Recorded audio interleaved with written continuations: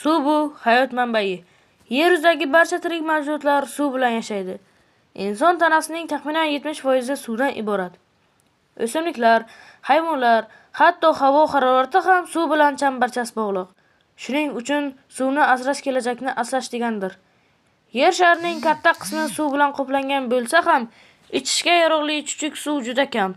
Olimlarning mehnatiga ko'ra, yer yuzidagi suvning atigi 2-3% chuchuk suvdir. Uning ham ko'p qismi muzliklarga saqlanadi. Masalan, Orol dengizi noto'g'ri foydalanish sababli deyarli qurib ketdi. Bu esa tabiatga va inson salomatligiga katta zarar yetkazadi. Suvni isrof qilmaslik bu nafaqat ekologik mas'uliyatdir, balki insoniyatning kelajagini himoya qilishdir. Har birimiz uyda, ishda va tabiatda suvni tejash ko'rlarini kirishimiz lozim. Suvni qadrlash va tejash orqali biz tabiatni, hayvonlarni va o'zimizni himoya qilamiz. Shuning uchun har birimiz suvni isrof qilmang degan shiorga amal qilishimiz kerak.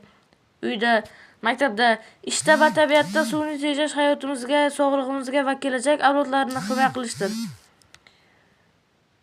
Suvni qanday asrash mumkin?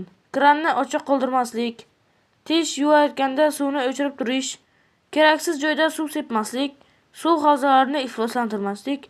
Har bir kichik harakat natija beradi. Suv bebaho ne'mat, uni asrash har bir insonning burchidir. Tabiat bizga suvni hadya qilgan. Uni asrab avaylash esa o'z qo'limizda. Unutmang, suvni asrang, hayotni asrang.